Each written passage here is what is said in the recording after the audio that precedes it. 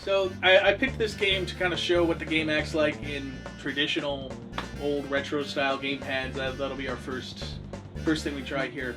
But for every game, you can just pick, how you want to manage it, and it will have a recommended setup. It has a bunch of templates for you to use, depending on what you want to set it up. But it also has community sharing of templates.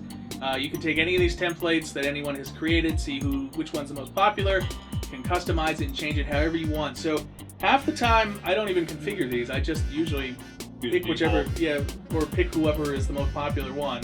Because usually someone has done the work for you, so it makes sharing and getting profiles very simple. We also kind of played around with, we tried out Grid Autosport last night, and it had because you got to mention that also with the... Oh yeah, the gyroscope? Yes, the gyroscope. Yeah, this does have a gyroscope in it as well. Very much like a Wii U. Very much like a Wii U. Gamepad. And that is important for first-person shooters, which when we show those.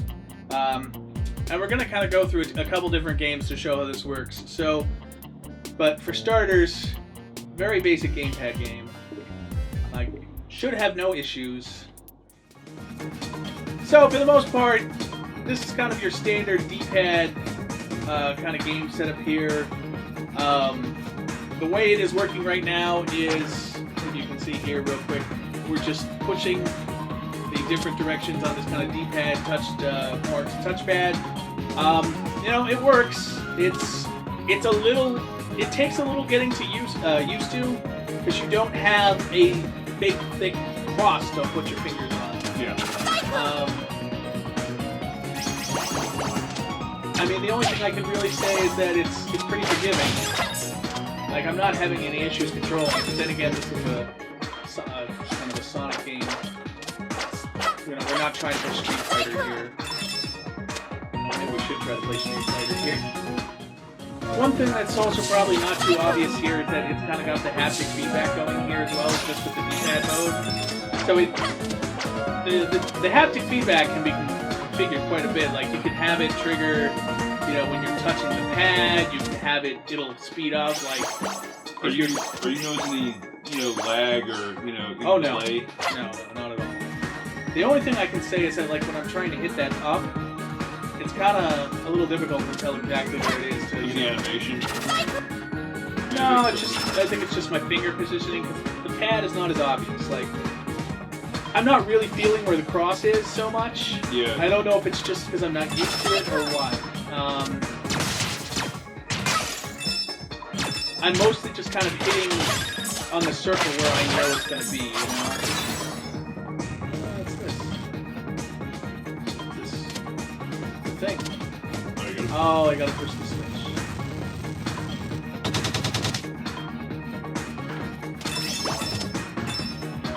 Yeah, so if I'm going left and then I try to hit up real quick, it's a little harder to orient on where that up is. This is for the other characters as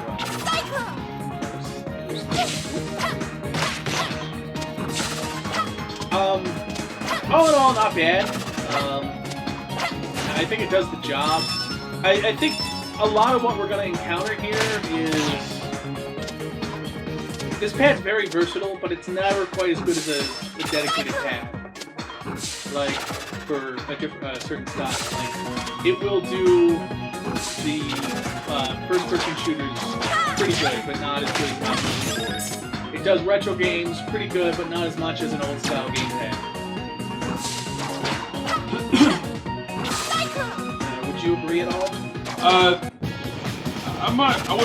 would say it's I wouldn't agree with the first-person shooter sort of aspect of it, but that's just me.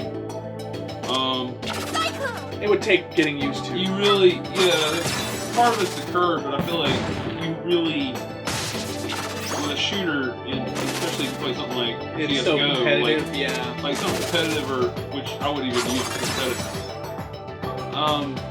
You really have to dial in the settings because the settings are can be fine-tuned so well. Yeah, it's true. It's just a bar. There's no number, but you have to. Yeah, a number would be nice. That's a good point. You have a point system like 5.9 No, because you're absolutely right. That is a little diagonal there. Now I have a Zim 4 now. If you don't, I know I haven't really showed it, but I know I do. The Zim guys are watching. That's basically the keyboard mouse adapter for your consoles. So you have your 360, the One, the PS4, PS3. That retro gravity. And their settings, while all the games are made with a translator to get if it's a square like dead zone or a circle like dead zone. Right. All their systems and such are dialed in, point systems. And there's also ballistic and stuff too. Right. Yeah, like any good. Yeah. That's instead of having just a basic bar, because that kind of works in a, like say just a regular casual game. I should say not a casual game, but like if you play Call of Duty, it goes from 1 to 10, or I think the Black Ops 2 goes up to like something like 12 or 17. But you have an idea what the number, represents. Like it's not really. And here, it's not rocket science. It's just a ball, just like a ball.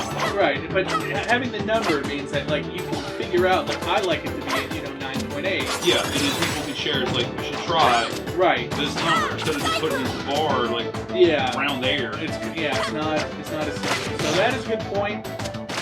Virtual reality sickness, VR sickness, where people will start getting very sick with VR games. I remember, a funny story, because I was, this is going to be something old I am.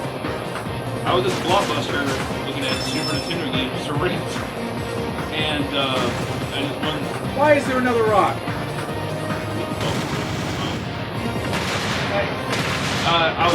Look! What the fuck is that? Did you just see that? I just saw it, it came out of nowhere! Transmission, they did instant transmission. That's bullshit! I jumped over the rock fair and square!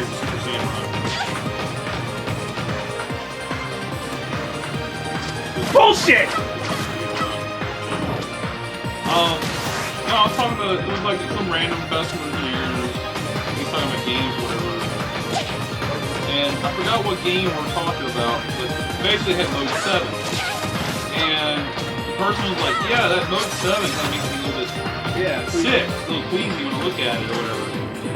I thought it was kind of dumb. Like, why'd you say that like that? It's, it does make sense.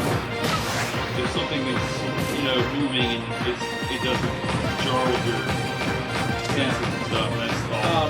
The VR sickness they found, by the way, interestingly enough, apparently putting a nose on the screen helps. Nose? Yeah, like they put like a little fake virtual nose in the middle of your vision, like where your nose should be. Instead of like, because you see your nose. Right. You should try a little bit of this level. But I'd like to get some different opinions here. I mean, it's like it's kind of like looking at a big keypad. Yeah. At least it does have a satisfying click. Yeah. I mean, it is a big old D-pad, but like I said, like if you try to go from like right to up really quickly and hit it precisely, it's a little difficult. As compared to the 360, like you do this on the 360, like bam, it's right there.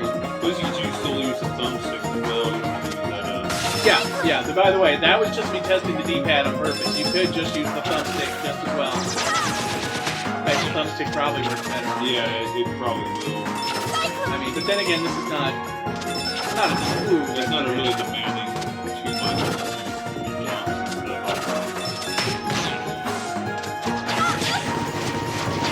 Well, I mean, it's not on par with Sonic. Yeah, I mean, actually, it's got a bit of Gunstar Heroes in this game too. Like the boss is very Gunstar Heroes-esque. I guess what I should say is when you use a D-pad like this, you don't tend to actually move your thumb. You kind of like rock it around the D-pad because it's so small. Does that make sense? You can't really do that with the D-pad because it's just so big.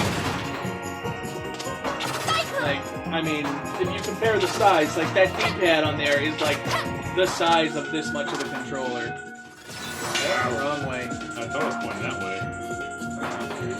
I do like Freedom Playing. That's a good game. Yeah, it just came on the Wii U, I think, very recently, actually. Yeah, don't you like that retro gravity? It just kind of sticks It's to kind the of surface. it's got a propulsion, I guess, kind of just like Sonic had has a very, once you get going here, Yeah. it's kind of just. But like if you start slowing down, you'll notice she sticks to it. So there's a neat way to kill this boss. You see that rock up there? Yeah, I know you gotta get up there. Like you can kill him the hard way. Get up there. Yeah, you can. You just gotta jump on. That works too. And then just push it on. I like this. Like I didn't notice this the first time I played it. I did it the hard way. Now you're gonna have to do it the hard way. Yeah. You missed.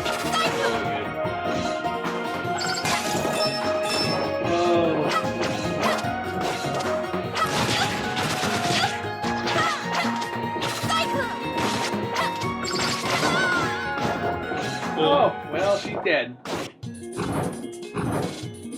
the beginning of the stage again? No, looks like you're at the midway point. Right before you end.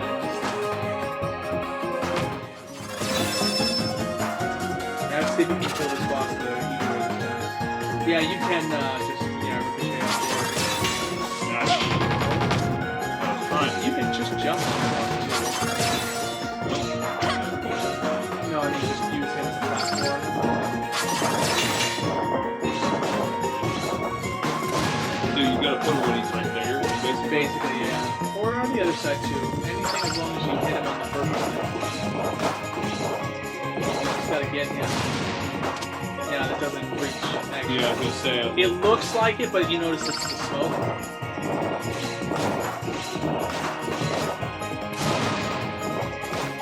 The thing is, he's not gonna stop there. Looks like he stopped there now. Yeah, get him.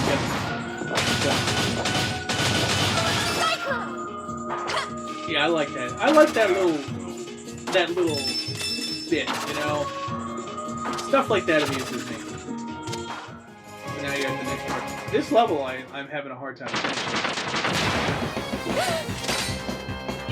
Totally not a Chaos Emerald. Yellow. That makes it not an emerald.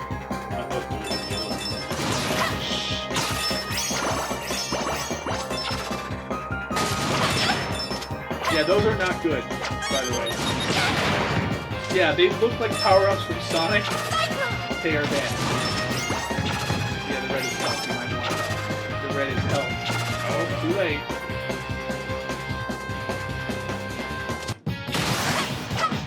Next one.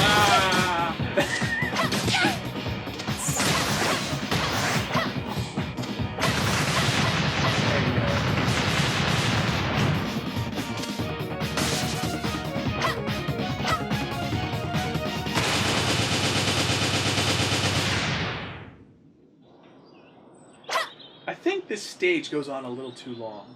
It's a little. I'm feeling a little. Like it's long. Yeah, like that was only the halfway point.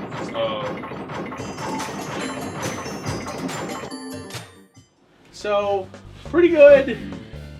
Analog stick is nice. One thing I think about this is, like, you remember when we first got analog sticks in gamepads with the N64 controller? Oh, because of the place. Well, yeah. No, it was. It was 64, yeah. Yeah, because PlayStation did it. Well, number one, they did it better because they let Nintendo try it first. But yeah, Nintendo was the first one to try the analog stick. And I remember when it first came out, people were like, what the heck is that? What's this weird thumbstick thing? Yeah. And it was weird, and we weren't really used to it. It was kind of awkward. It wasn't implemented perfectly. They had some very bad design choices, such as it had a very small attachment point, which was prone to breakage. If any of you have seen an N64 pad, you know what I'm talking about. Those thumb pads get trashed. Yeah, usually. Well, that's what I end up doing because now there's some Chinese company. They're producing basically replacement thumbstick mods. They're basically the exact same design as a GameCube. So I got one from the local game shop here at Video Game Heaven. Oh, nice. $10, and all you gotta do is unscrew your controller, place the thumbstick, plug in the little cable. It's really easy. It's stupid simple. You just unscrew a couple screws and pop it out, put it back in. I would like one of those. I'll bring it over to see if you like the thumbstick. Yeah. It's basically a GameCube thumbstick as opposed to the crappy N64 one that gets all the little dust. The point is that like this whole thing with the touchpads, it's new. It's the first iteration of it. Next time they do one of these, if they still go with this, probably will be slightly different, is what I'm saying. I wonder if they're going to go more cost efficient also as well, possibly. I don't know. Maybe.